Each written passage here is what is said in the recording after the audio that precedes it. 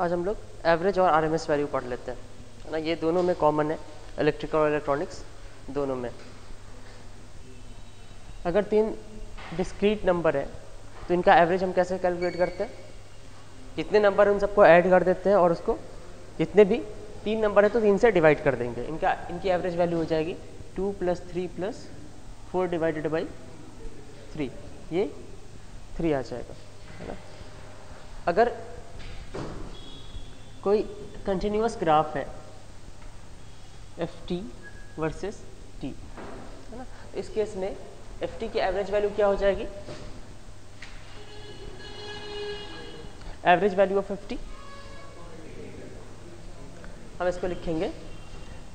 अगर यहाँ तक एवरेज हम पता लगा रहे हैं तो ये आ जाएगा 1/t integration over t ft dt। इसको हम क्या करते हैं, ft को टाइम एक्सिस के साथ इसका इंटीग्रेशन लेते हैं ना, तो हम ये कहेंगे this is time average, this is time average of function f। Time के साथ अगर इंटीग्रेशन किया तो टाइम एवरेज हो जाएगा और टाइम से ही डिवाइड कर रहे हैं, क्योंकि यहाँ पे तुम समेशन नहीं कर सकते हो ना। समेशन करने के लिए क्या करना पड़ेगा? ft की इनफाइनाइट वैल्यूज है, तो यहाँ पे हम क्या करेंगे, इसको इंटीग्रेशन बेसिकली हम क्या करेंगे, इसका यहाँ से यहाँ तक 0 से लेकर के t तक इंटीग्रेट करने का मतलब होगा 0 से t तक अगर आप इंटीग्रेट कर रहे हो इसका मतलब आ जाएगा ये एरिया कैलकुलेट करना ना, और डिवाइडेड बाई दिस विड्थ। अगर कोई फंक्शन इस तरह से है ना, यहाँ पे ये ज़्यादा वैल्यू ले रहा है, यहाँ पे कम वैल्यू है, फिर ज़्यादा हो रही है, फिर कम हो रही है, तो एवरेज का मतलब क्या हो जाता है, हम बीच की वैल्यू पता लगाते हैं ना, ठीक है। यहाँ पे बेसिकली तुम क्या कर रहे हो, ये एरिया पता लगा रहे हो, है ना, और एरिया को तुम टाइम से डिवाइड कर रहे हो। इसको तुम अगर रेक्टेंगल मानो तो इसका एरिया क्या हो जाएगा, मान लो कि इसकी एवरेज हाइट, ये इसकी एवरेज हाइट है ना, तो इसी को हम मीन वैल्यू कहेंगे, तो इसका एरिया क्या आ जाएगा, ft एवरेज इनटू टाइम, ये आ जाएगा area. This is equal to area तुम इस तरीके से भी पता लगा सकते हो, ये आ जाएगा 0 to t ft dt। तो यहाँ से ft की एवरेज वैल्यू क्या आ जाएगी, 1/t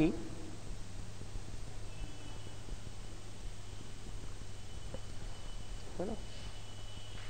मतलब कोई भी ग्राफ दिया रहे, इस ग्राफ के एरिया को या फिर इस ग्राफ को अगर तुम रेक्टेंगल से रिप्रेजेंट करो तो रेक्टेंगल की जो हाइट हो जाएगी वही इसकी एवरेज वैल्यू होगी ना। यही तो हाइट है रेक्टेंगल की। अगर आपको एक ट्रायंगल का एरिया पता लगाना होता है,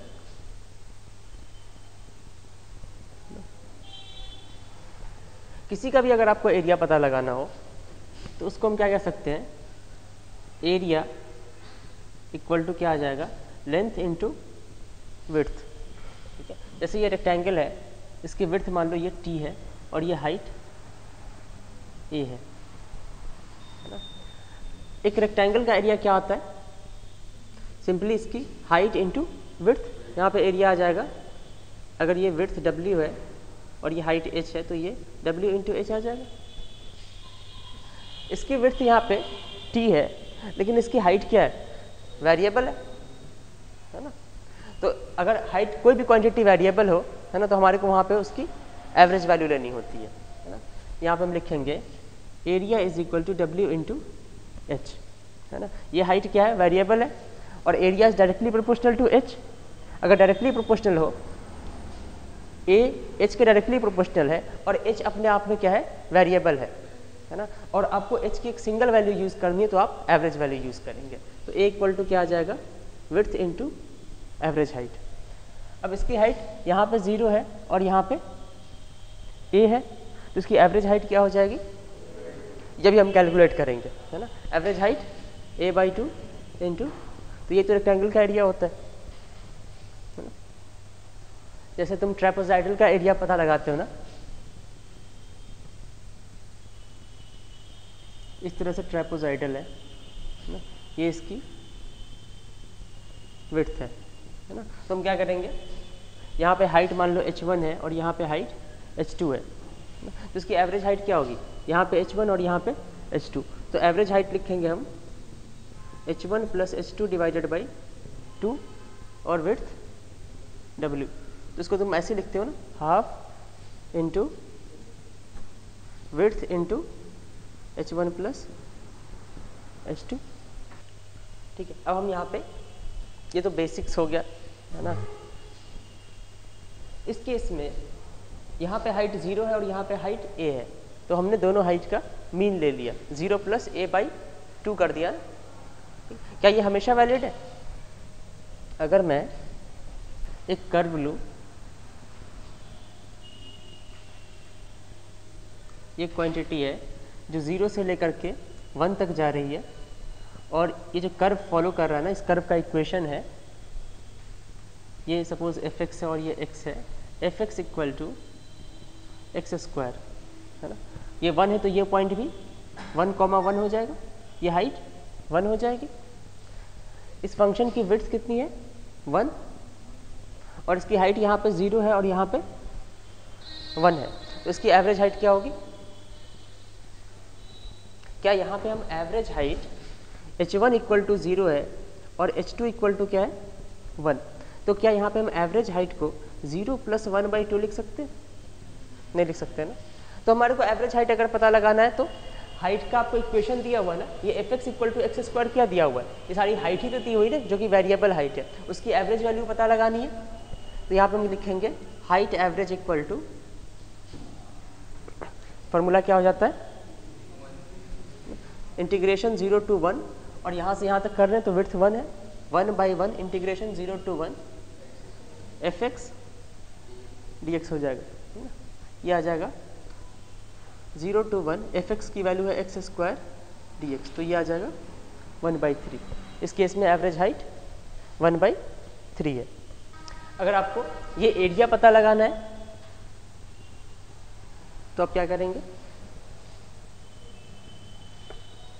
विड्थ कितनी है इसकी 1 इंटू एवरेज हाइट 1/3, तो ये एरिया 1/3 यूनिट आ जाएगा।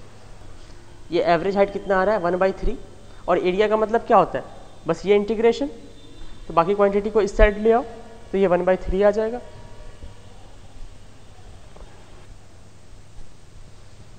तो यहाँ से कंक्लूजन ये निकलता है कि अगर कर्व स्ट्रेट लाइन को फॉलो कर रहा है ना, तो इस केस में एवरेज वैल्यू क्या हो जाएगी, मिनिमम प्लस मैक्सिमम बाई 2 हो जाएगा। लेकिन अगर ये लीनियर नहीं, स्ट्रेट लाइन नहीं है, तो हमारे को फार्मूला से जाना पड़ेगा, है ना। जैसे यहाँ पे कनकेव कर्व बना रहा है ना, तुम ऐसे भी कंपेयर कर सकते हो, एक ये स्ट्रेट लाइन है 0 से 1 तक जा रहा है ना। इसमें अगर आपको एवरेज वैल्यू पता लगाना हो तो क्या करेंगे आप, ये एरिया पता लगाएंगे, है ना। हम एरिया इक्वल टू क्या लिखते हैं, विड्थ इनटू एवरेज वैल्यू, तो एवरेज वैल्यू इक्वल टू हो जाएगा एरिया डिवाइडेड बाय विड्थ, है ना, या फिर 1 by width into area equal to क्या हो जाएगा 0 टू विड्थ fx dx। ये एरिया को रिप्रेजेंट करता है और इसको हमने w से विड्थ से डिवाइड कर दिया, तो एरिया डिवाइडेड बाय विड्थ करते हैं। अब अगर fx इक्वल टू एक्स करें तो स्ट्रेट लाइन को फॉलो करते हुए जाएगा, fx इक्वल टू अगर एक्स स्क्वायर कर दें तो इस कर्व के थ्रू जाएगा। फर्स्ट केस में हम ये एरिया लेंगे ना, और सेकंड केस में कर्व के नीचे वाला एरिया लेंगे। किस केस में एरिया ज़्यादा आएगा, ऊपर वाले केस में, और विड्थ तो दोनों केस में फिक्स ही है, तो जिस क्वांटिटी से हम डिवाइड करेंगे वो तो फिक्स है ना। लेकिन फर्स्ट केस में एरिया ज़्यादा आ रहा था ना, तो फर्स्ट केस में एवरेज वैल्यू ज़्यादा आएगी, और एक्स स्क्वायर वाला केस में एवरेज वैल्यू कम आएगी। अगर आप fx equal to root x का ग्राफ बनाए, ये कर्व कैसा होगा, ये कर्व कुछ इस तरह से जाएगा, तो इसकी एवरेज वैल्यू 1/2 से भी ज़्यादा आएगी, क्योंकि आप स्ट्रेट लाइन से जा रहे हो तो एवरेज वैल्यू 1/2 आ रही है।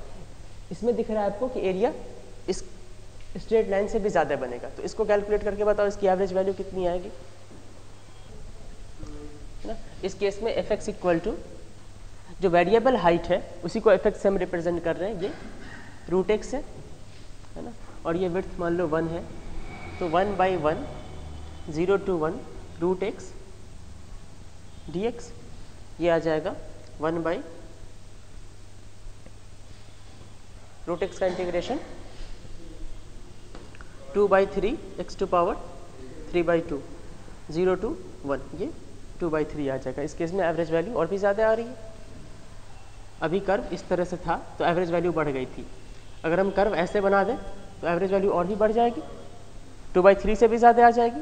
अगर हम कर्व को ऐसे बनाते इस केस में एवरेज वैल्यू क्या हो जाएगी ना, अगर कोई कांस्टेंट लाइन है ना, तो यही तो हमारे को पता लगाना होता है, इक्विवेलेंट स्ट्रेट लाइन ही तो पता लगाना होता है ना, इक्विवेलेंट कांस्टेंट लाइन पता लगाना होता है। तो ये ऑलरेडी कांस्टेंट दिया हुआ है 1 पे, तो इस केस में एवरेज वैल्यू 1 आ जाएगी। तो यहाँ से ये एवरेज वैल्यू समझ में आ गया। ठीक है, अब हम पीरियोडिक फंक्शन का एवरेज वैल्यू पता लगाएंगे। ये 0 t 2t माइनस टी, ये एक पीरियोडिक फंक्शन है, t से पीरियोडिक है। तो इसकी एवरेज वैल्यू का फॉर्मूला क्या होता है, f t average equal to 1 by t, है ना, 0 to t f t d t लिखते हैं। किसी भी एक टाइम पीरियड में आप एवरेज पता लगा लीजिए, ठीक है, वो सेम ही आएगा।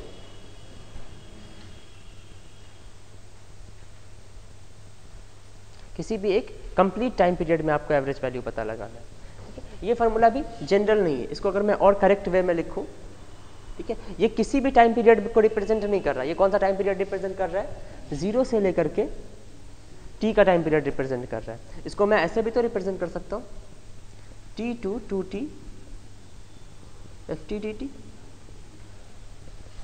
ये भी t टाइम पीरियड का स्पैन दे रहा है। तुम यहाँ से लेकर के यहाँ तक इस कर्व का एरिया पता लगाओ, या फिर यहाँ से लेकर के यहाँ तक एरिया पता लगाओ, सेम ही आएगा। या फिर माइनस टी से 0 तक पता लगाओ, ये भी 0, उतना ही आएगा एरिया। और विड्थ तो हर केस में t ही है, क्योंकि t से पीरियोडिक है ना। अच्छा, अब ये भी जनरल नहीं है, ये ज़रूरी है कि हम इंटीग्रल वैल्यू ऑफ t से ये स्टार्ट करें। हम ऐसे भी तो स्टार्ट कर सकते हैं, 1 बाई टी, अगर मैं t बाई 2 से लेकर के 3t बाई 2 तक इंटीग्रेट करूं, एफ टी डी टी,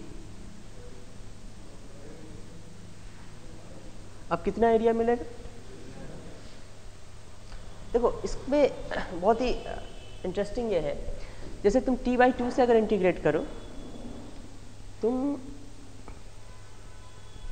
यहाँ से इंटीग्रेट करना शुरू कर रहे हो, ठीक है, और 3t बाई 2 तक यहाँ से लेकर के तुम t यूनिट आगे चले जाओ, यहाँ तक चले जाओ। एक ये केस है और एक 0 से t वाला केस है। अगर आप 0 से t तक इंटीग्रेट करते हैं तो ये टोटल एरिया लेते हैं, इस ट्रायंगल का एरिया लेते हैं। अगर आप t बाई 2 से इंटीग्रेट करना शुरू कर रहे हैं, इसका मतलब आपने इतना एरिया स्किप कर दिया है ना, इतना एरिया लिया, लेकिन फिर से ये तो पीरियोडिक है ना, तो जितना एरिया आपने स्किप किया फिर से उतना एरिया आपको मिल जाएगा।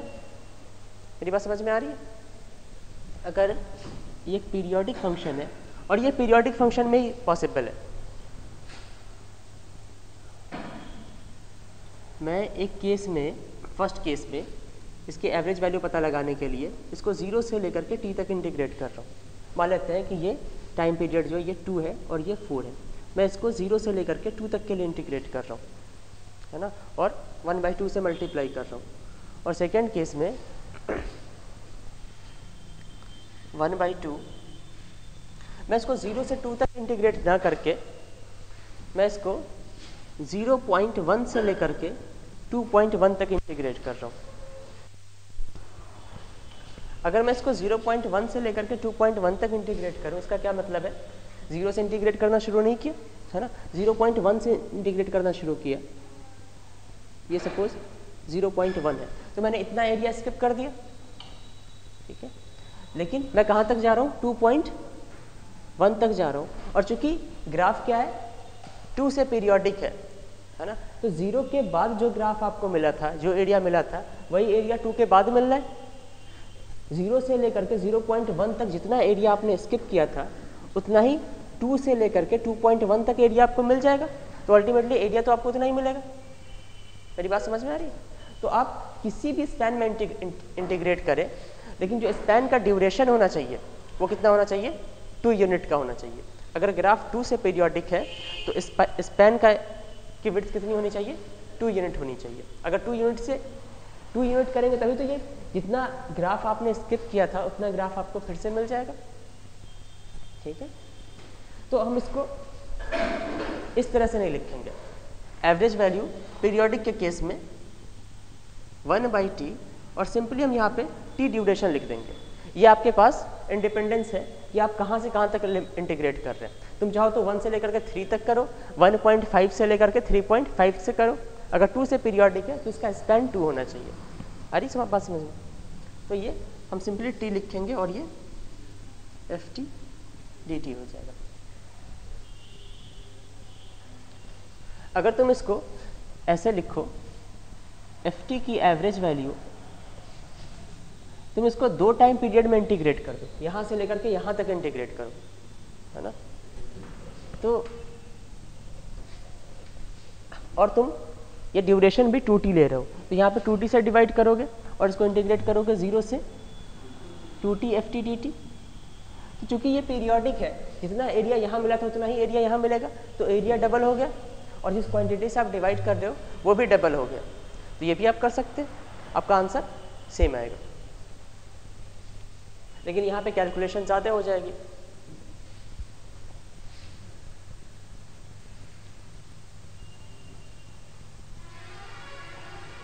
है ना। तो पीरियोडिक फंक्शन के केस में कहेंगे एक टाइम पीरियड तक आप एरिया कैलकुलेट करेंगे, डिवाइडेड बाई टाइम पीरियड से उसको आप डिवाइड कर देंगे। अगर एरिया एक्स एक्सिस के हॉरिजॉन्टल एक्सिस के ऊपर है तो इस एरिया को हम पॉजिटिव लेंगे, अगर एरिया एक्स एक्सिस के नीचे है तो इसको हम नेगेटिव एरिया लेंगे।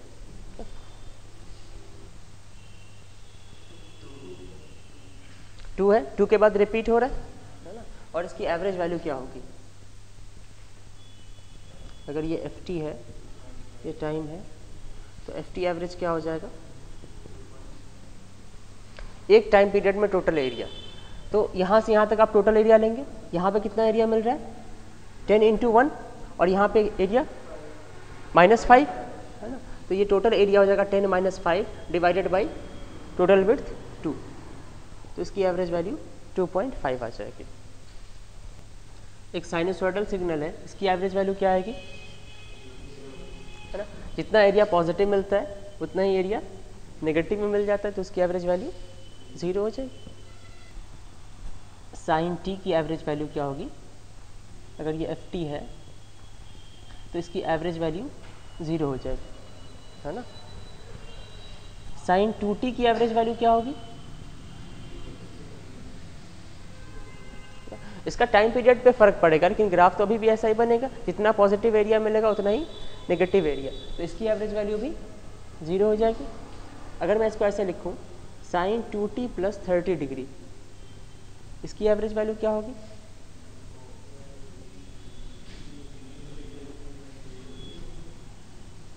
अगर मान लो ये साइन 2t का ग्राफ है तो साइन 2t + 30 डिग्री का ग्राफ कैसा बनेगा, 30 डिग्री पहले से स्टार्ट हो जाएगा, ये है ना, ये 0 से स्टार्ट हुआ है तो ये 30 डिग्री से स्टार्ट होगा, इस तरह से आ जाएगा। लेकिन अभी भी तुम्हारे को टोटल एरिया जो लेना है वो एक टाइम पीरियड में लेना है ना, तो इसका एक टाइम पीरियड यहाँ से यहाँ तक है और इसमें जितना पॉजिटिव एरिया आ रहा है उतना ही नेगेटिव एरिया, तो इसकी एवरेज वैल्यू भी 0 हो जाएगी। तो फ्रीक्वेंसी और फेज डिफरेंस से कोई फर्क नहीं पड़ रहा है, अगर साइनसॉइडल सिग्नल है तो उसकी एवरेज वैल्यू 0 होगी। जैसे cos t की एवरेज वैल्यू क्या होती है, ये भी 0, है ना। तो cos t को तुम ऐसे भी लिख सकते हो ना, sin t + 90, ये भी तो 0 ही आता है।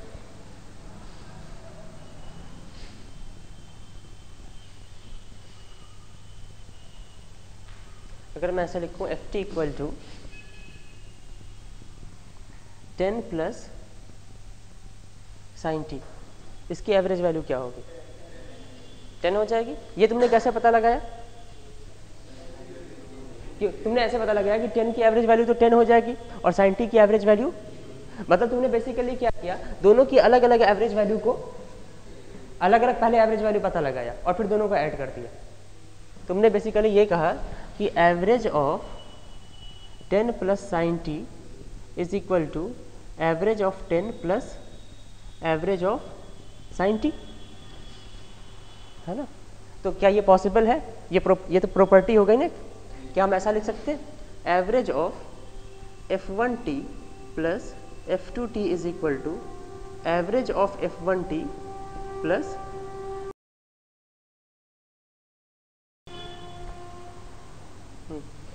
क्या हम ये लिख सकते हैं?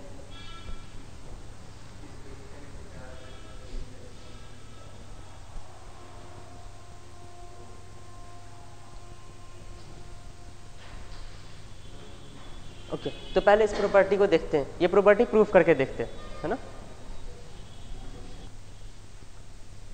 मान लो कि ये कोई फंक्शन है ना, इसकी एवरेज वैल्यू पता लगानी है, तो एवरेज का तो एक ही फार्मूला होता है, 1 by time period integration over time period f1t जो भी फंक्शन है। जैसे यहाँ पे फंक्शन की जगह पे क्या दिया हुआ है, इन दोनों का समेशन दिया हुआ है ना फंक्शन की जगह पे, f1t प्लस f2t, है ना, dt, है ना। अब इंटीग्रेशन की प्रॉपर्टी है कि अगर एडिशन लगा हुआ है तो तुम अलग अलग कर सकते हो ना, ये इंटीग्रेशन की प्रॉपर्टी है। तो तुम इसको ऐसे लिख सकते हो 1 by T integration t f1t dt plus 1 by T f2t dt। अब ये क्या रिप्रेजेंट कर रहा है, average of f1t plus average of f2t, है ना।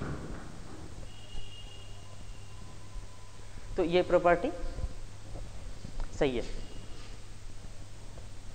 लेकिन इसमें एक ये प्रॉब्लम है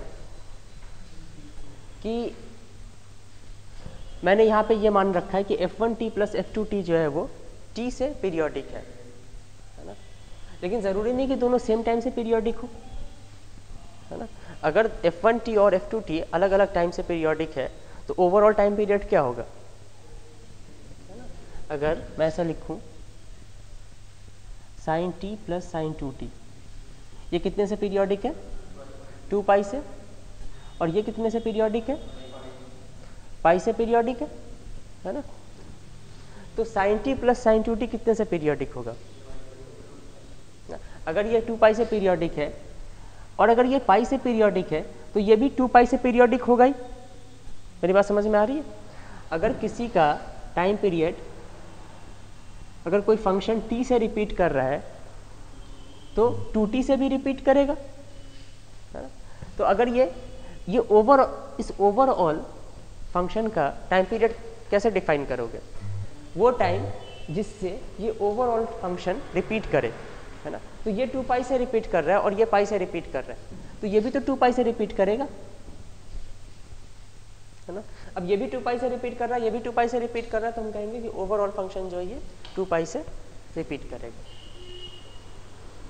इस पे भी क्वेश्चन आते हैं, तो इसको भी हम थोड़ा, इस पे भी 1-2 न्यूमेरिकल कर लेते हैं। इसका टाइम पीरियड क्या होगा, 2 पाई से पीरियोडिक है तो साइन AT कितने से पीरियोडिक होगा, 2 पाई बाई ए से। तो साइन 3 पाई टी किससे पीरियोडिक होगा, 2 पाई बाई 3 पाई से। तो ये 2 बाई 3 से पीरियोडिक होगा, और ये 2 पाई बाई 4 पाई, ये 1 बाई 2, ये 2 बाई 3 सेकेंड से पीरियोडिक है और ये 1 बाई 2 सेकेंड से पीरियोडिक है।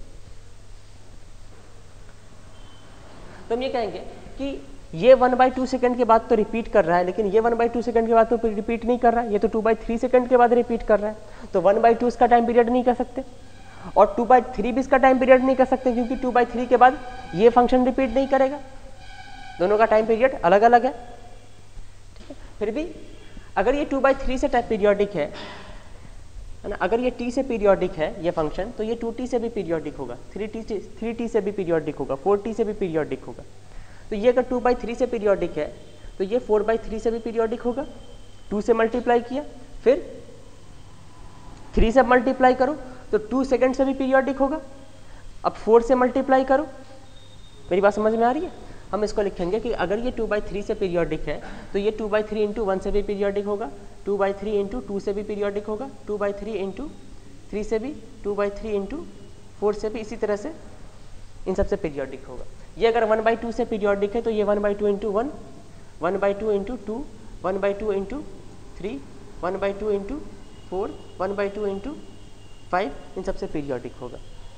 ठीक है, अब इन दोनों में से बस आपको ये पता लगाना है कि कौन सी ऐसी वैल्यू है जिससे ये दोनों फंक्शन पीरियोडिक है। जैसे ये यहाँ पे कितना आ रहा है 4/3 से पीरियोडिक है और ये यहाँ पे 2 से पीरियोडिक है। हम कहेंगे कि ये जो फंक्शन है ये 2 सेकेंड से पीरियोडिक है। और ये यहाँ पे तुम देखो यहाँ पे 2 सेकेंड आ जा रहा है, ये भी 2 से पीरियोडिक है, तो हम कहेंगे कि ये ओवरऑल फंक्शन जो है ये 2 से पीरियोडिक है। हमने यहाँ पे इसमें 3 से मल्टीप्लाई किया ना 2/3 में, है ना। अगर तुम 2/3 में 6 से मल्टीप्लाई करो तो ये 4 से पीरियोडिक हो जाएगा, और 1/2 में 8 से मल्टीप्लाई करो तो 4 से भी दोनों पीरियोडिक है। तो मैंने कहा कि ओवरऑल फंक्शन अगर 2 से पीरियोडिक है, इसमें तुम 2 से मल्टीप्लाई कर दो तो 4 से भी पीरियोडिक हो जाएगा। तो ये तो प्रॉपर्टी को ही वैलिडेट कर रहा है। लेकिन हम टाइम पीरियड क्या करते हैं, वो मिनिमम टाइम, जैसे ये फंक्शन 2 से भी पीरियोडिक है, 4 से भी पीरियोडिक होगा, 6 से भी पीरियोडिक होगा, लेकिन टाइम पीरियड हम कैसे डिफाइन करते हैं, वो मिनिमम टाइम जिससे फंक्शन रिपीट करे, तो ये इसका टाइम पीरियड 2 आ जाएगा। और इसी प्रोसेस को हम क्या कहते हैं, ये जो मैंने प्रोसेस किया 1 से 2 से दोनों में मल्टीप्लाई करके फिर मैच कराया, इसी प्रोसेस को हम LCM लेना कहते हैं, लीस्ट कॉमन मल्टीपल।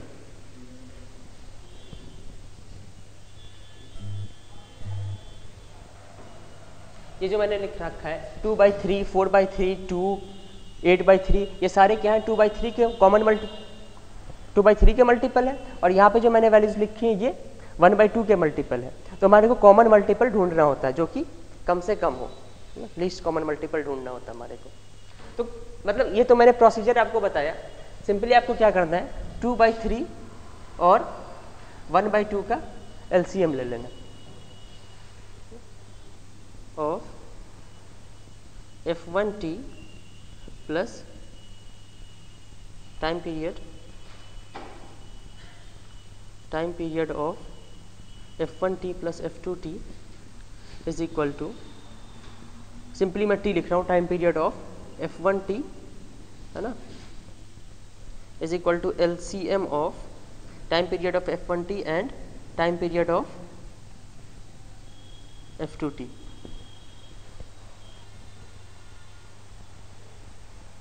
जैसे अगर आपको इसका टाइम पीरियड पता लगाना हो तो ये तो कांस्टेंट सिग्नल है ना, तो जो भी इसका टाइम पीरियड होगा उसी पर डिपेंड करेगा।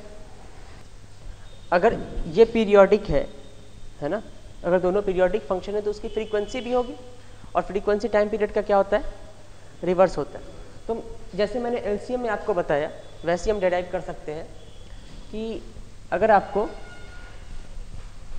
फ्रीक्वेंसी पता लगाना हो, frequency of f1t plus f2t, ये आ जाएगा HCF of frequency of f1t and frequency of f2t। अगर आपको फ्रीक्वेंसी पता लगाना है समेशन का तो दोनों की फ्रीक्वेंसी का आप HCF ले लेंगे। ठीक है, फिर से वापस एवरेज वैल्यू पे आते हैं।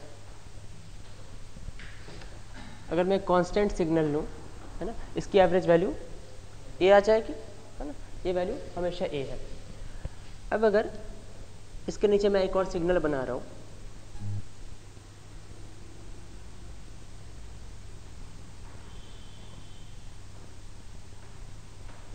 ये 0 है, ये t/2, ये t, ये 3t/2, ये 2t। ये ग्राफ कितने से पीरियोडिक है, ये t से पीरियोडिक है ना, क्योंकि यहाँ के बाद तो रिपीट नहीं कर रहा ना, यहाँ के बाद रिपीट कर रहा है ना। यहाँ पे ऊपर गया था, फिर नीचे, फिर यहाँ पे 0, फिर यहाँ पे ऊपर जा रहा है ना, तो ये t से पीरियोडिक है। अब इस ग्राफ यहाँ पे भी हाइट मान लो a है। इस ग्राफ और इस ग्राफ में क्या डिफरेंस है? इस ग्राफ में से मैंने हाफ ड्यूरेशन इरेज कर दिया है ना, तो ये ग्राफ बन जाएगा ना। इसकी एवरेज वैल्यू a थी, तुम इसकी एवरेज वैल्यू कैलकुलेट करो। यहाँ पे क्या हो गया, एरिया हाफ हो गया ना, और टाइम ड्यूरेशन तो उतना ही है, ठीक है। तो हम ये कहेंगे कि अगर आप 50% ऑफ ग्राफ को हटा देते हैं, मतलब जितना परसेंट ऑफ ग्राफ को आप रहने देते हैं, है ना, एवरेज वैल्यू उतना परसेंट ही रह जाएगा। यहाँ पे आपने 50% ऑफ वैल्यू को रहने दिया था ना, तो अब एवरेज वैल्यू क्या हो जाएगी, 50%। यहाँ पे एवरेज वैल्यू a थी और अब यहाँ पे एवरेज वैल्यू a/2 हो जाएगी।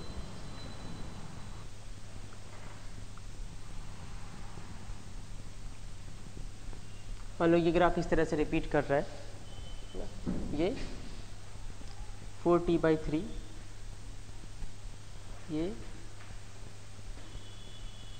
5t/3 और ये फिर ये पॉइंट 2t है ना। और इसकी अगर ये वैल्यू a है तो यहाँ पे एवरेज वैल्यू क्या हो जाएगी, है ना, ये a/3 हो जाएगी। क्योंकि अगर ये a होता, a कांस्टेंट लाइन और इसमें क्या फ़र्क है, यहाँ पे हमने 1/3 ड्यूरेशन के लिए ही रहने दिया, तो एवरेज वैल्यू क्या हो जाएगी, 1/3 हो जाएगी। तुम ऐसे एरिया भी कैलकुलेट करके देखो, टाइम ड्यूरेशन ये है तो आप हमेशा t से डिवाइड करेंगे 1/t, और एरिया कितना आ रहा है, a × t/3, t से t कैंसिल हो जाएगा और ये a/3 आ जाएगा।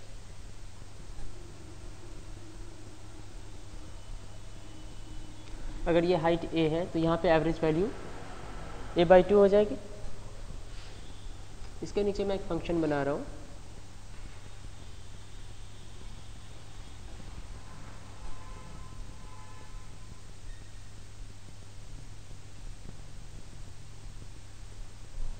ये जो हाइट है ये भी a है, ये f2t मान लो।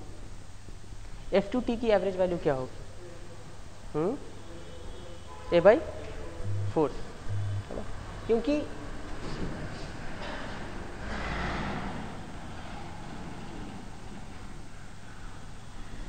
अगर ये इस तरह से पीरियोडिक होता तो इसकी एवरेज वैल्यू कितनी आ रही थी, a/2 आ रही थी। और यहाँ पे आपने क्या कर दिया, 50% ऑफ ग्राफ को इरेज कर दिया ना, तो इसकी एवरेज वैल्यू यहाँ पे a/4 हो जाएगी। इसकी वैल्यू एवरेज वैल्यू a/2 और इसकी एवरेज वैल्यू a/4। अब मैं नेक्स्ट ग्राफ बना रहा हूँ,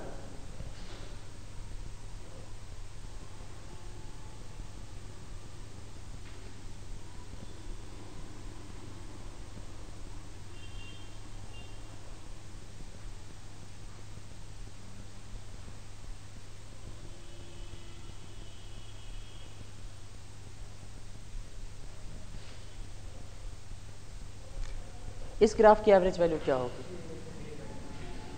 क्यों, क्योंकि ये ग्राफ तुम देखो अगर ठीक से, इन दोनों का क्या है, एडिशन है ना। ये ग्राफ जो है, इन दोनों को अगर ऐड कर दो, इन दोनों ग्राफ को, तो ये ग्राफ मिल जाएगा, है ना। तो इसको, इस ग्राफ को बेसिकली हम क्या नाम देंगे, ये ग्राफ जो है ये f1t प्लस f2t है। तो f1t प्लस f2t की एवरेज वैल्यू क्या हो जाती है, average value of f1t plus average value of f2t। तो average value of f1t a/2 है और average value of f2t a/4 है। तो इसकी average value a/2 plus a/4, ये 3a/4 हो जाएगी। तुम इसको एरिया से भी कैलकुलेट करके देख सकते हो। लेकिन यहाँ पे तुम प्रॉपर्टी का यूज़ करके बहुत ज़्यादा एडवांटेज नहीं मिलेगा, क्योंकि इसको एरिया से भी कैलकुलेट करना बहुत आसान है ना। तो हम प्रॉपर्टी का बहुत ज़्यादा एडवांटेज नहीं दिखेगा। प्रॉपर्टी का एडवांटेज कब दिखता, जब एरिया से कैलकुलेट करना या कन्वेंशनल मेथड से कैलकुलेट करना बहुत मुश्किल होता, तो प्रॉपर्टी का एडवांटेज दिखता। तुम अगर ये प्रॉपर्टी ना भी लगाओ, अगर मैं इस ग्राफ को मिटा भी दूँ और ये पता भी नहीं लग रहा है कि ये किन दो ग्राफ का समेशन है, तुम सिंपली इसको करो, तो ये 0 से लेकर के इतने से पीरियोडिक है ना, टाइम पीरियड तो यही है। टाइम पीरियड में टोटल एरिया क्या आ जाएगा, ये हाइट a है और ये t/2 है, तो इस रेक्टेंगल का एरिया a × t/2 प्लस इस ट्रायंगल का एरिया क्या आ जाएगा, half a into T by 2, है ना। तो ये आ जाएगा 3AT/4, ये टोटल एरिया हो गया। और टोटल विड्थ कितनी है t, तो t से तुम इसको डिवाइड कर दो 3a/4। तो एवरेज वैल्यू में इस प्रॉपर्टी का कोई बहुत ज़्यादा यूज़ नहीं है।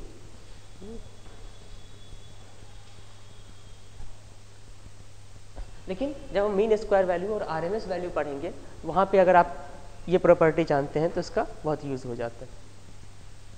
लेकिन वहाँ पे ये प्रॉपर्टी यूज़फुल नहीं होती है ना। इस प्रॉपर्टी में थोड़ा मॉडिफिकेशन करने के बाद, मतलब जो भी प्रॉपर्टी होती है उसमें थोड़ा मॉडिफिकेशन करने के बाद ये प्रॉपर्टी आती है। तो हम देखेंगे कि ये प्रॉपर्टी मीन स्क्वायर या आरएमएस कैलकुलेशन में कब वैलिड है।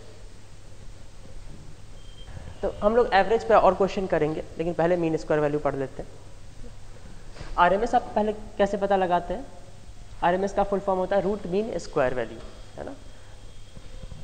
भले ये पहले रूट है, फिर मीन है और बाद में स्क्वायर है, लेकिन हम इसका प्रोसीजर क्या होता है, जितनी भी वैल्यूज़ है उसका सबसे पहले आप क्या कीजिए, सबसे पहले स्क्वायर कीजिए, फिर आप उन सारी स्क्वायर वैल्यू का मीन लीजिए, ठीक है, और फिर उसका रूट कर दो, है ना। अगर मैं 3, 4 और 5 का, इसकी एवरेज वैल्यू कितनी आ जाएगी? एवरेज वैल्यू कितनी आएगी इसकी? 4 आ जाएगी। अब इसकी रूट मीन स्क्वायर वैल्यू लेना है, तो पहले तुम क्या करोगे, इन सारी वैल्यू का स्क्वायर कर दोगे ना। इन सारी वैल्यू का स्क्वायर, इसका 9, इसका 16 और इसका 25। अब स्क्वायर करने के बाद इन सारी वैल्यू का क्या करना है, मीन करना है। तो इसका मीन आ जाएगा, ये आ जाएगा 50/3, है ना। और लास्ट स्टेप इसका तुम रूट ले लो, तो ये आ जाएगा रूट 50/3।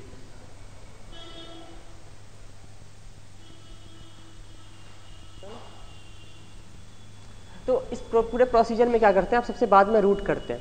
रूट करने से पहले क्या करते हैं, स्क्वायर्ड वैल्यू का मीन लेते हैं। अगर ft है तो हमारे को एवरेज में क्या करते हैं, हम सिंपली ft की एवरेज वैल्यू पता लगा लेते हैं। इसमें क्या करना होता है, अगर ft दिया हुआ है तो पहले सारी वैल्यू को स्क्वायर करो। तो अगर ft का अगर आपको ग्राफ दिया हुआ है तो पहले आप एफ स्क्वायर टी का ग्राफ पता लगाएंगे, और एफ स्क्वायर टी की फिर सेकेंड स्टेप क्या है, मीन वैल्यू। तो बेसिकली इसमें आपको एफ स्क्वायर टी की एवरेज वैल्यू पता लगाना होता है। तो यहाँ पे भी एक एवरेज वैल्यू पता लगाना होता है, लेकिन ft का नहीं, एफ स्क्वायर टी का एवरेज वैल्यू पता लगाओ और फिर उसका रूट ले लो, तो रूट मीन स्क्वायर पता चल जाएगा, है ना। तो हम ऐसे लिख सकते हैं। और ये तो डिस्क्रीट फंक्शन, डिस्क्रीट वैल्यूज दिया रहे तो इस तरह से हो जाएगा। अगर कंटिन्यूअस फंक्शन दिया हुआ है ना, ये मान लो t तक पता लगाना है इसका, तो इसकी मीन स्क्वायर वैल्यू क्या हो जाएगी, RMS root mean square of ft का फार्मूला क्या होता है, 1/t, है ना, integration 0 to t f square t d t. ये वैल्यू क्या रिप्रेजेंट कर रहा है, average value of f square t, है ना। एफ स्क्वायर टी को आप जिसको भी एरिया कैलकुलेट कर लोगे, है ना, उसी की एवरेज वैल्यू आएगी। यहाँ पे आप किसका एरिया पता लगा रहे हैं, आप एफ टी का एरिया नहीं पता लगा रहे हैं, आप स्क्वायर एफ स्क्वायर टी का एरिया पता लगा रहे हैं। तो ये this is average value of f square t है ना। और इसका अगर तुम रूट ले लोगे तो ये RMS बन जाएगा। तो हम ऐसे भी लिख सकते हैं कि RMS root mean square of ft is equal to mean square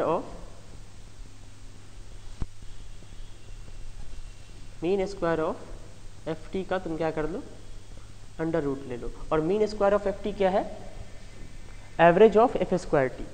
तो RMS of ft equal to क्या हो जाएगा, average of f square t और फिर इसका रूट। स्टेप समझ में आया? आपको सबसे पहले कभी भी रूट मीन स्क्वायर पता लगाना होगा तो एफ स्क्वायर टी की आपको एवरेज वैल्यू पता लगानी है। और अब एवरेज तो पढ़ ही चुके हैं ना, ठीक है, एवरेज की सारी प्रॉपर्टी पता है, तो बस एफ स्क्वायर टी की एवरेज वैल्यू पता लगा लो। लास्ट स्टेप है रूट लेना, ठीक है। सबसे सिंपल फंक्शन से स्टार्ट करते हैं, कांस्टेंट से, एफ टी इक्वल टू ए दिया हुआ है, इसकी आरएमएस वैल्यू क्या होगी? तो आप सबसे पहले क्या करेंगे, एफ टी दिया हुआ, एफ टी से मतलब नहीं है, पहले आप एफ स्क्वायर टी पता लगाइए और इसकी एवरेज वैल्यू। तो अगर एफ टी ए दिया हुआ है तो एफ स्क्वायर टी क्या होगा? ए स्क्वायर, है ना। तो मान लो कि ए ग्रेटर देन 1 है तो ये हाइट बढ़ जाएगी, ए अगर लेस देन 1 होगा तो हाइट और कम हो जाएगी स्क्वायर करने से। तो ये आपने एफ स्क्वायर टी की ग्राफ बना लिया और ये वैल्यू ए स्क्वायर हो जाएगी। अब आपको इसकी एवरेज वैल्यू पता लगानी है, तो इसकी एवरेज वैल्यू ए स्क्वायर ही हो जाएगी और फिर बाद में क्या करना है, इसका रूट ले लेना है। तो इसका रूट क्या आ जाएगा? ए। तो अगर कांस्टेंट है तो इसकी आरएमएस वैल्यू क्या आ जाएगी? ए ही आ जाएगी। कांस्टेंट सिग्नल की एवरेज वैल्यू, आरएमएस वैल्यू और जो भी इंस्टेंटेनियस वैल्यू होती है वो सेम होती है।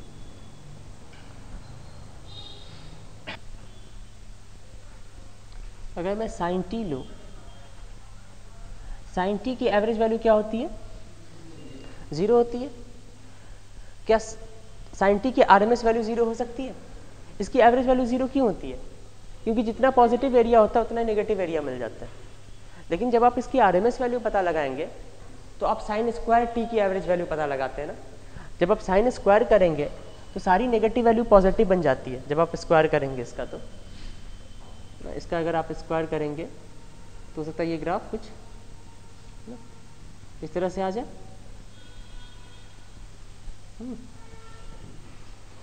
ये वैल्यू रेक्टिफाई हो जाएगी। ये मान लो साइन स्क्वायर टी का ग्राफ है। अब आपको क्या करना है, सेकंड स्टेप में साइन स्क्वायर टी की एवरेज वैल्यू पता लगानी है। तो अब इसकी वैल्यू तो नॉन जीरो आएगी ना, तो साइन स्क्वायर टी की एवरेज वैल्यू पता लगाओ।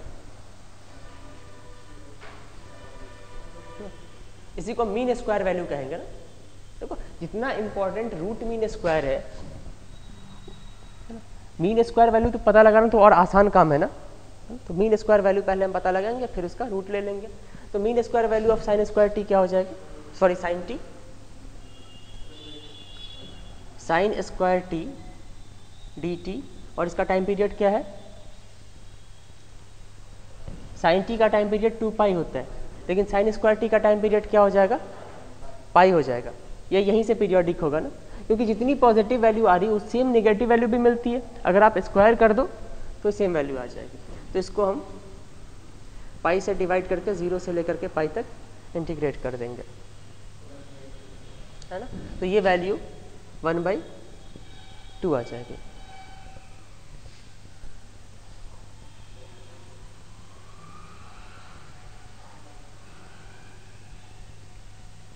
तो हम कहेंगे कि average value, average of sine square t is equal to mean square of sine t. आपने स्क्वायर कर दिया तो ये साइन स्क्वायर बन गया, और मीन का मतलब एवरेज। ये कितना आ रहा है? 1/2।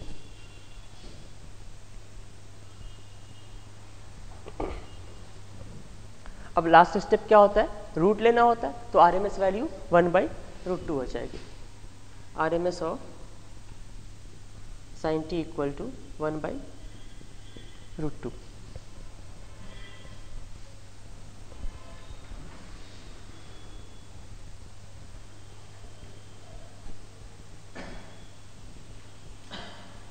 क्योंकि ये पीरियोडिक है तो हम किसी भी एक टाइम पीरियड में आरएमएस वैल्यू कैलकुलेट कर लेंगे, वो सेम हो जाएगा।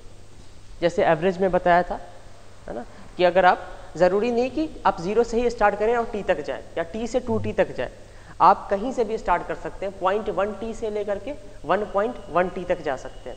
जो ड्यूरेशन है इंटीग्रेशन का वो एक टाइम पीरियड का होना चाहिए। अब साइन टी का अगर ये है आरएमएस वैल्यू 1/√2 है, साइन 2t की आरएमएस वैल्यू क्या होगी? इसको तुम चेक करके देखना खुद से, इसकी वैल्यू भी 1/√2 हो जाएगी। अभी तुम ये चेक करके मत देखो, मैं इसी में साइन 2t प्लस फाई कर दे रहा हूँ। फाई कोई कांस्टेंट हो सकता है। इसकी आरएमएस वैल्यू क्या हो जाएगी?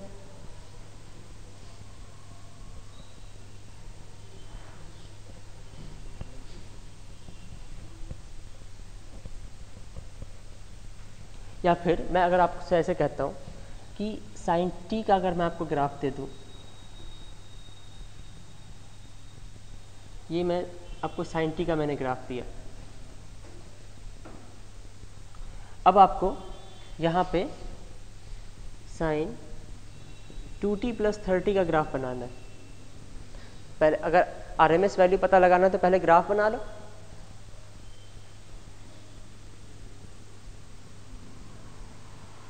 तो पहले तुम क्या करो, पहले साइन 2t का ग्राफ बनाओ।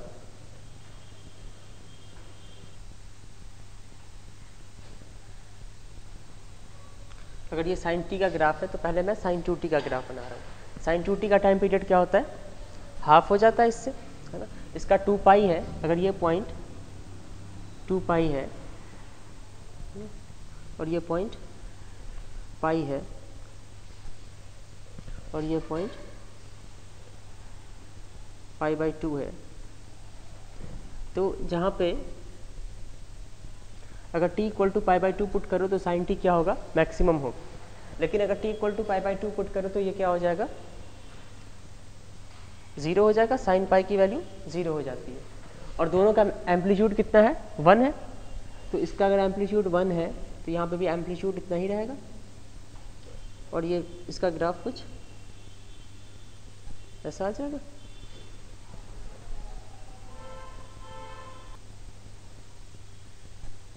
ये इसका ग्राफ आ जाएगा साइन 2t का।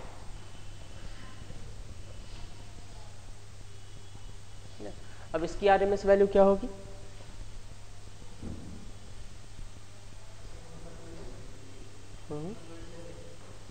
सेम आ जाएगी। तुम कैलकुलेट करके देख लो इसको, है ना। साइन स्क्वायर 2t, है ना, इसका आप क्या करेंगे, पहले स्क्वायर्ड वैल्यू की एवरेज वैल्यू लेंगे, मीन ले लेंगे, है ना। अब अगर तुम इसका स्क्वायर करो, है ना, तो इस वैल्यू का स्क्वायर होगा और ठीक इसकी नेगेटिव वैल्यू का भी स्क्वायर होगा, तो ये कितने से पीरियोडिक हो जाएगा, π/2 से। तो हम इसको 1 टाइम पीरियड इंटीग्रेशन π/2 और dt कर देंगे। ये हो जाएगा 2/π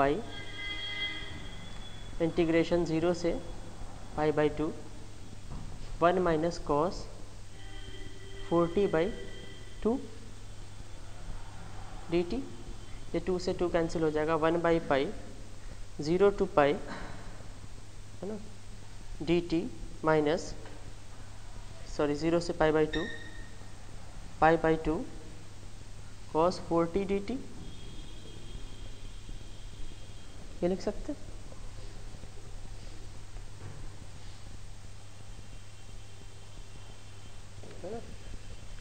ये इंटीग्रेशन कितना आ जाएगा, क्यों, है ना। या तो तुम इसका इंडेफिनेट इंटीग्रल जो भी आता है उसकी लिमिट पुट करके देख लो, या फिर हम ऐसे भी कह सकते हैं कि कॉस और साइन फंक्शन क्या होता है, हमेशा अपने इसको पूरे टाइम पीरियड तक अगर इंटीग्रेट कर दो तो ये 0 हो जाता है। तो cos t का टाइम पीरियड 2π होता है, तो cos 4t का टाइम पीरियड क्या हो जाएगा, 2π/4। cos 4t का टाइम पीरियड क्या है, π/2। इसका मतलब आप पूरे टाइम पीरियड तक इंटीग्रेट कर रहे हैं, π/2 है ना इसका टाइम पीरियड, तो ये 0 ही आएगा, ये वैल्यू 0 हो जाएगी। और ये कितना आ जाएगा, यहाँ पे π/2 और 1/π, तो ये 1/2। तो साइन 2t की मीन स्क्वायर वैल्यू 1/2 हो गई। अब रूट मीन स्क्वायर लेना है तो इसका तुम रूट ले लोगे, तो आरएमएस ऑफ साइन 2t क्या आ जाएगा, साइन 2t ये भी 1/√2।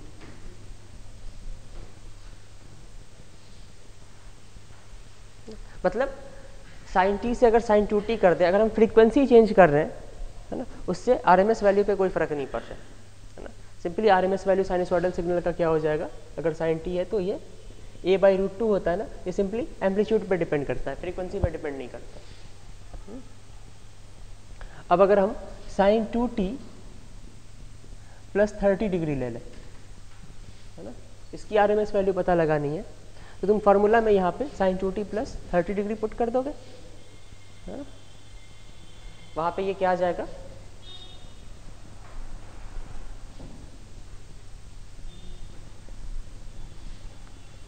देखो फेज डिफरेंस लाने से इसकी फ्रीक्वेंसी पे तो कोई फर्क नहीं पड़ेगा।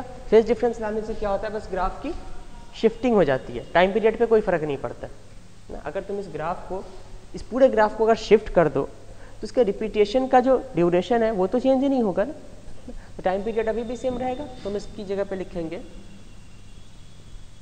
0 से π/2 sine square 2t plus 30 degree dt, है ना। अब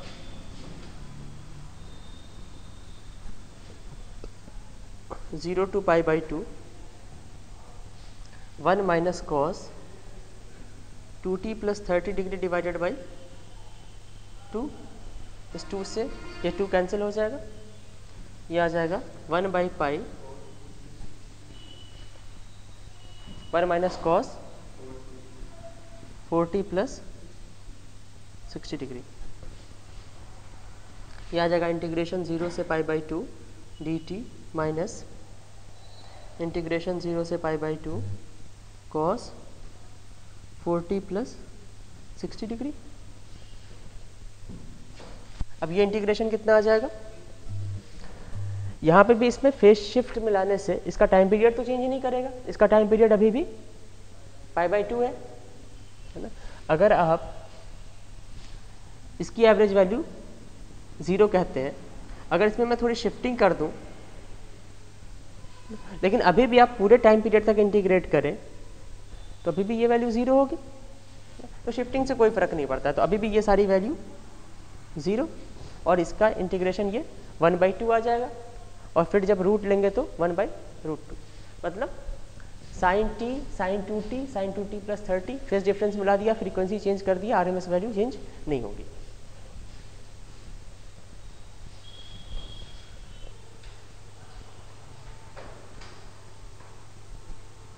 इसकी RMS वैल्यू बताइए।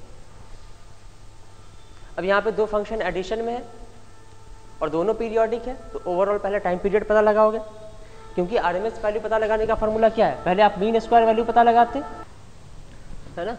मीन स्क्वायर वैल्यू क्या होता है, 1/t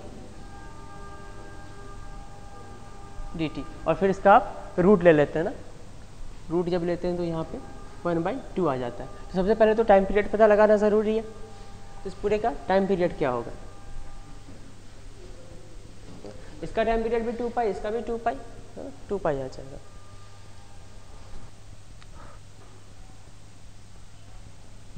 कितना आ रहा है, 5/√2 आ रहा है ना। तो देखो यहाँ पे अब दो फंक्शन है, तो सबसे पहले हम एक काम करके देखते हैं। इसकी RMS वैल्यू आपको पता है 3/√2 हो जाएगा, a/√2 हो जाता है ना, इसकी RMS वैल्यू 4/√2। दोनों की इंडिविजुअली RMS वैल्यू पता है, तो हो सकता है f1t प्लस f2t के लिए कोई फार्मूला बन जाए, तो हमारे को बार बार यहाँ से ना करना पड़े। तो हम एक काम करते हैं, मान लेते हैं कि हमारे को f1t की RMS वैल्यू पता है ना, मान लेते हैं कि इसकी RMS वैल्यू a पता है, और f1 a1 है, और f2t की RMS वैल्यू जो है ये a2, जैसा कि इस केस में हमारे को पता है। अब हमारे को f1t प्लस f2t की RMS वैल्यू पता लगानी है ना। तो मान लेते हैं कि f1t और f2t का टाइम पीरियड कुछ t आ जाएगा, जैसे यहाँ पे कैसे पता लगाए, इसका भी 2π, इसका भी 2π, LCM ले लिया तो 2π, तो फाइनली जो भी आ जाएगा वो t मान लेते हैं, है ना। अब इसकी RMS वैल्यू पता लगाने के लिए हम क्या करेंगे, 1/t है ना, इंटीग्रेशन है ना t और f1t plus f2t whole square dt। ये वैल्यू क्या देगा आपको, mean square value of f1t plus f2t, ये वैल्यू आपको mean square of f1t plus f2t दे देगा। जब आप इसका रूट करेंगे तब आपको रूट मीन स्क्वायर मिलेगा। तो मैं अभी इसको लिख रहा हूँ, mean square of f1t plus f2t है ना। अच्छा, अगर f1t की root mean square value a1 है तो a1 स्क्वायर क्या हो जाएगा, मीन स्क्वायर वैल्यू ऑफ, और mean square value of f1t क्या होता है, average of f square t, है ना। तो इसको तुम ऐसे भी लिख सकते हो 1/t 0 to t f1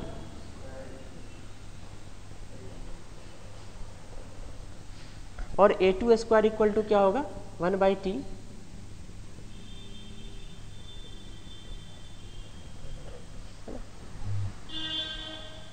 ये t क्या है, f1t प्लस f2t का टाइम पीरियड है। ज़रूरी नहीं है कि f1t का भी टाइम पीरियड t हो और f2t का भी टाइम पीरियड t हो, लेकिन मैंने यहाँ पर t क्यों लिखा है, क्योंकि t क्या है, दोनों के टाइम पीरियड का एलसीएम है। तो अगर ये t1 से पीरियोडिक है तो t से भी पीरियोडिक होगा, क्योंकि t क्या है, एक मल्टीपल है ना t1 का। ये बात समझ में आ रही है। तो मुझे नहीं पता t1 क्या है, t2 क्या है, लेकिन t क्या है, t1 और t2 का कॉमन मल्टीपल है, तो हम यहाँ पर t भी यूज़ कर सकते हैं, है ना। मैंने बताया था ना, अगर आप t तक एक ड्यूरेशन तक, एक टाइम पीरियड तक मीन स्क्वायर वैल्यू पता लगाए, या फिर 2 तक पता लगाए या 3 तक पता लगाए, वो सेम ही आएगा, है ना। तो ये दोनों हम ऐसा लिख सकते हैं। ओके, तो अब हम यहाँ पे आते हैं, mean square of f1t plus f2t equal to ये हो जाएगा।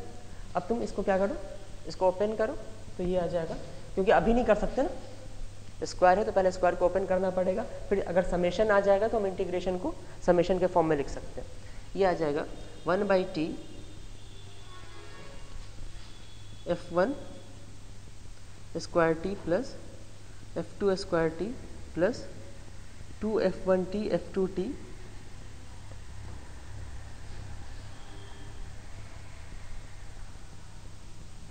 dt। इसको तुम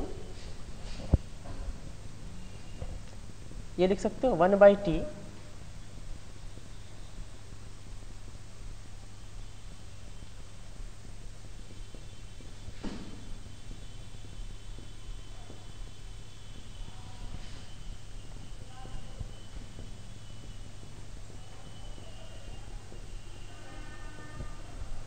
इतना लिख सकते हो। यहाँ पे 3 क्वांटिटी समेशन में है ना, तो इंटीग्रेशन को तुम अलग अलग लिख सकते हो। अगर समेशन है तो अलग अलग लिख सकते हैं, सब्सट्रैक्शन के केस में भी अलग अलग लिख सकते हैं, मल्टीप्लिकेशन और डिवीजन के केस में अलग अलग नहीं कर सकते। जैसे यहाँ पे मल्टीप्लिकेशन है तो मैंने अलग अलग नहीं किया, ये टर्म एक साथ रहेंगे।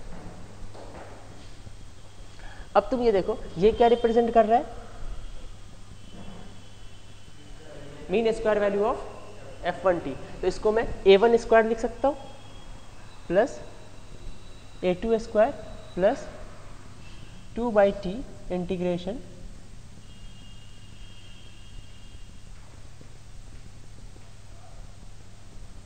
है ना।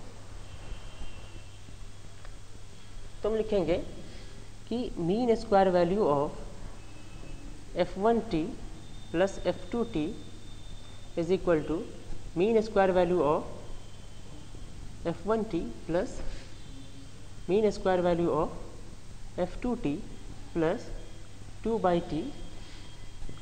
इसको तुम क्या लिखोगे, average value of f1t into f2t। Average क्या होता है 1/t इंटीग्रेशन ओवर t, और जो भी फंक्शन है वो फंक्शन यहाँ पे है ना, मतलब multiplication of f1t into f2t की हम एवरेज वैल्यू पता लगा रहे हैं, और 2 से भी मल्टीप्लाई किया हुआ है, डबल हो जाएगा f1t f2t dt। तुम इसको ऐसा लिख सकते हो 2 इंटू f1 टू f2t की एवरेज वैल्यू,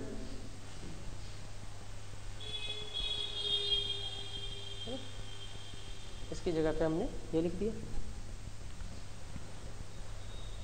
तो mean square value of f1t plus f2t जो है वो mean square value of f1t हो जाएगा plus mean square value of f2t, अगर ये क्वांटिटी 0 हो तो, है ना। दो फंक्शन के मल्टीप्लिकेशन की अगर एवरेज वैल्यू 0 होती है तो उन दो फंक्शन को हम कहेंगे ये एक दूसरे से ऑर्थोगोनल है। जैसे तुम इस केस में f1t इंटू f2t कि एवरेज वैल्यू पता लगा करके देखो। सबसे पहले आप f1t और f2t का ये टाइम पीरियड, कौन सा टाइम पीरियड यूज करना है, दोनों के समेशन का जो टाइम पीरियड है ना, तो दोनों के समेशन का टाइम पीरियड 2 पाई है। f1t क्या है 3 sin t, 3 sin t into 4 cos t summation integration over 2 पाई और 1/2 पाई, यही देगा ना average value of f1t into f2t। ये कितना है 12/2 पाई इंटीग्रेशन ओवर 2 पाई sin t into cos t क्या हो जाएगा sin 2t, sin 2t divided by 2, तो sin 2t और डिवाइडेड बाई 2 यहाँ पे लिख दे रहा हूँ मैं।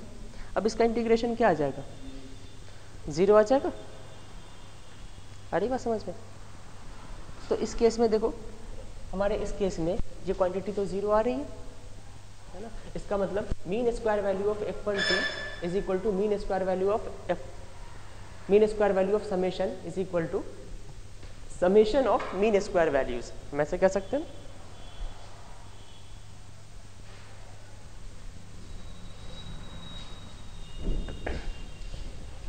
तो इस केस में हमारे पास ये फार्मूला मिल जाएगा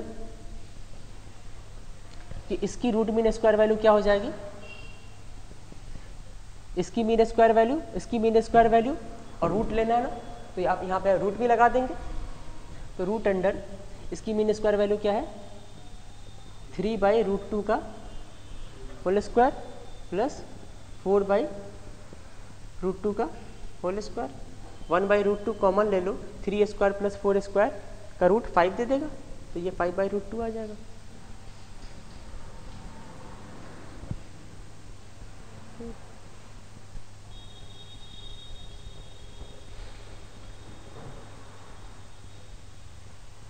तो आपको सिग्नल सिस्टम में या फिर पावर इलेक्ट्रॉनिक्स में ही बहुत सारे, ज़्यादातर आपको ऐसे सिग्नल मिलेंगे जहाँ पे दोनों सिग्नल एक दूसरे के ऑर्थोगोनल होंगे। तो आप ये फार्मूला आपको मीन स्क्वायर वैल्यू क्या आ जाएगा समेशन ऑफ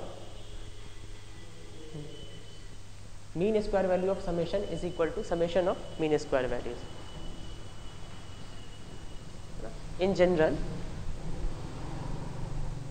इन जनरल अगर a sin t plus b cos t है ना, इसकी RMS वैल्यू क्या हो जाएगी है ना, अंडर रूट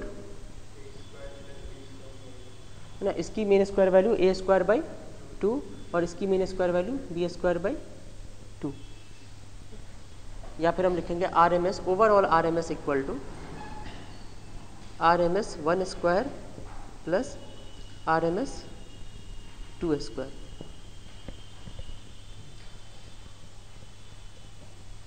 अगर दो सिग्नल, ये आपको पता होगा sin t और cos t क्या होते हैं, एक दूसरे से ऑर्थोगोनल होते हैं, 90 डिग्री का फेज डिफरेंस होता है। ओके, अब सेकेंड एग्जांपल ये है ना, इसमें चेक करो, सबसे पहले हम चेक कर लेते हैं ऑर्थोगोनल है कि नहीं। ऑर्थोगोनल चेक कर लो, है ऑर्थोगोनल। इन दोनों का टाइम पीरियड क्या आ जाएगा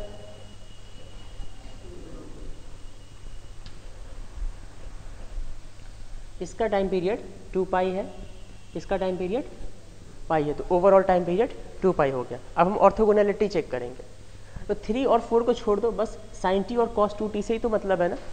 हम चेक करेंगे sin t into cos 2t integration overall time period से।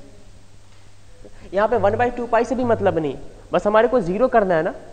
अगर 0 हो रहा होगा तो 1/2 पाई कुछ नहीं कर सकता, 0 नहीं भी हो रहा तब भी 1/2 पाई उसको 0 नहीं बना सकता, तो 1/2 पाई से मतलब नहीं। बस हम ये चेक करके देखेंगे, ये क्या आ जाएगा इंटीग्रेशन ओवर 2 पाई, 1/2 बाहर ले लो, sine a into cos B है ना, तो sine a into cos B क्या हो जाएगा sine a plus B plus sine a minus B, तो साइन a प्लस बी आ जाएगा sine 3t plus sine a minus B आ जाएगा साइन माइनस टी dt, तो यह आ जाएगा 1/2 integration over 2 pi sine 3t minus sine t dt integration over 2 पाई।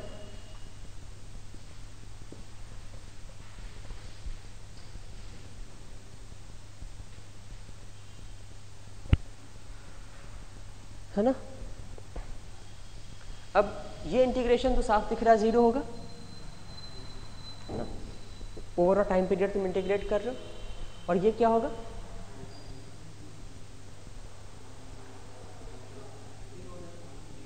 इसका टाइम पीरियड क्या है 2π/3, है ना। और इंटीग्रेट कितनी देर के लिए कर रहे हैं 2π टाइम के लिए। तो अगर इंटीग्रेशन का ड्यूरेशन, है ना, साइनसॉइडल सिग्नल के टाइम पीरियड का इंटीग्रल मल्टीपल है तो वो इंटीग्रेशन पे 0 आ जाएगा। हम ये कहेंगे ना कि इसको हम इसके पूरे टाइम पीरियड तक 3 बार इंटीग्रेट कर रहे हैं, 3 टाइम पीरियड तक इंटीग्रेट कर रहे हैं। इसका टाइम पीरियड जो है ये 2π/3 है और आप कितनी देर के लिए इंटीग्रेट कर रहे हैं 2π तक। मतलब तुम ये मान लो कि तुम इसको एक बार 2π/3 यहाँ पे पूरा होगा, फिर एक बार 2π/3 यहाँ पे, फिर एक बार 2π/3 यहाँ पे। आप यहाँ से लेकर के यहाँ तक इंटीग्रेट कर रहे हैं तो टोटल तो 3 बार टाइम पीरियड आ रहा है। एक बार इंटीग्रेट करो तो 0, दूसरी बार भी 0, तीसरी बार भी 0, तो ये इंटीग्रेशन भी 0 हो जाएगा। तो ये दोनों सिग्नल क्या हो जाएंगे, एक दूसरे के ऑर्थोगोनल हो जाएंगे।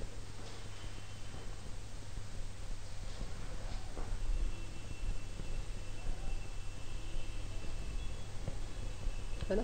तो यहाँ पे भी RMS वैल्यू क्या आ जाएगी, RMS इक्वल टू √3/√2² प्लस 4/√2²।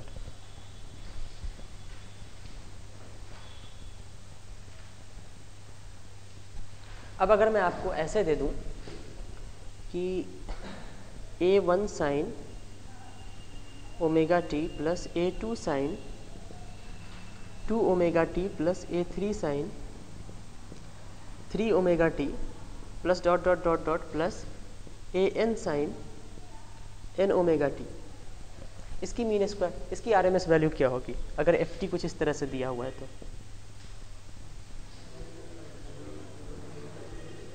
तुम ये चेक करके देखोगे कि साइन ओमेगा टी और साइन 2 ओमेगा टी ये दोनों क्या है एक दूसरे के। देखो सबसे पहली बात, ये जो हमने डेराइव किया है ये 2 सिग्नल के लिए डेराइव किया है, तो a प्लस बी का होल स्क्वायर करोगे तो 2ab का टर्म आएगा। अगर मैं यहाँ पे 3 ले लूँ, यहाँ पे तो मैंने n ले लिया, बहुत ज़्यादा ले लिया, अचानक सडनली ज़्यादा डिफिकल्ट हो गया, तुम अभी 3 के लिए ही करके देखो। तो जब तुम्हारे कोई सिग्नल की मीन स्क्वायर वैल्यू पता लगानी होगी तो पहले आप स्क्वायर करेंगे, तो a plus B plus c का होल स्क्वायर होगा, है ना। जब a plus B plus c का होल स्क्वायर करेंगे तो a स्क्वायर आएगा plus b square plus 2c square आएगा, फिर क्या आएगा प्रोडक्ट ऑफ 2 टर्म आएगा ना, प्रोडक्ट ऑफ 2 टर्म्स और फिर उसका समेशन, है ना। तो सारे जो 2 प्रोडक्ट के टर्म होंगे उन सबको अगर तुम 0 कर दो तो सिंपली इसकी मीन स्क्वायर वैल्यू क्या हो जाएगी, mean square of this plus mean square of this, क्योंकि a square plus b square plus c square बचेगा, है ना। तो आपको बस ये देखना है कि 2ab ये दोनों मिला के होगा, 2bc ये दोनों मिला के होगा और 2ca ये दोनों मिला करके होगा, है ना। तो अगर सब एक दूसरे के ऑर्थोगोनल हो, है ना, तो यहाँ पे हमारा फॉर्मूला वैलिड हो जाएगा। तो बेसिकली आपको चेक करना है कि क्या साइन ओमेगा टी और साइन 2 ओमेगा टी एक दूसरे के ऑर्थोगोनल है ना। साइन ओमेगा टी और साइन 3 ओमेगा टी एक दूसरे के ऑर्थोगोनल है, ये दोनों एक दूसरे के ऑर्थोगोनल है। तो हम इसको चेक करके देखते हैं।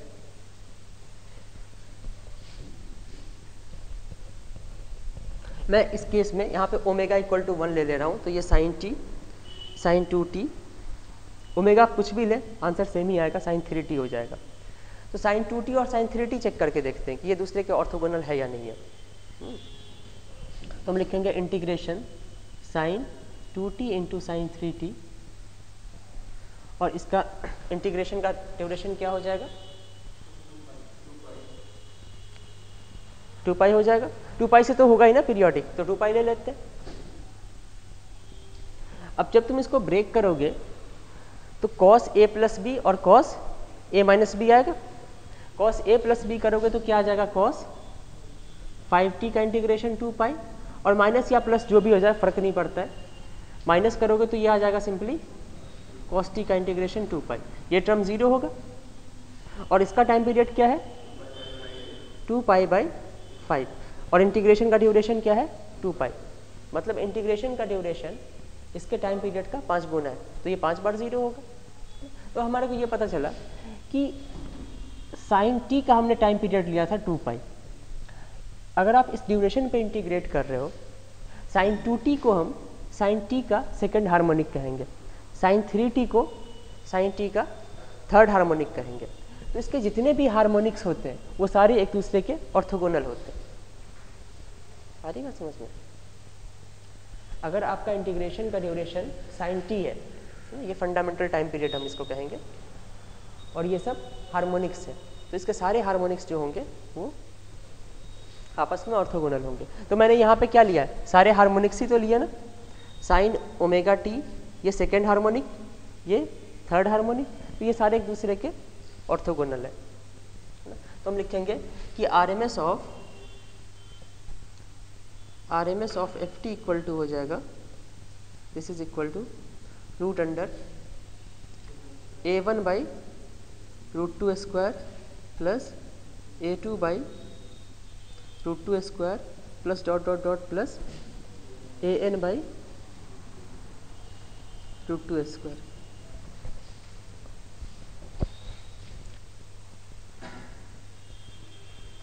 ये सब हम लोग सिग्नल एंड सिस्टम में भी पढ़ेंगे।